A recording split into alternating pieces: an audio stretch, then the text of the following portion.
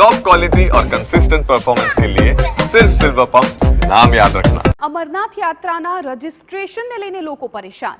Yes બેંકમાં અરજદારોને પડી રહી છે ભારે હાલાકી। કેટલાક અરજદારો મોડી રાતથી બેંકની બહાર કતારમાં સર્વર ડાઉન કહી બેંક દ્વારા રજીસ્ટ્રેશન પણ ન કરાતા પરેશાની ઊભી થઈ છે। તો અરજદારો મોડી રાતથી જ બેંકની બહાર કતારમાં જોવા મળ્યા હતા। એ દ્રશ્યો પણ આપ જુઓ કે જ્યાં બેંક દ્વારા રજીસ્ટ્રેશન પણ ન કરતા અરજદારો પરેશાન થયા હતા। અમરનાથની યાત્રાનું રજીસ્ટ્રેશનનું ફોર્મ સબમિટ કરાવવા માટે યસ બેંકે આવેલ ગઈકાલે રાત્રે 12 વાગે।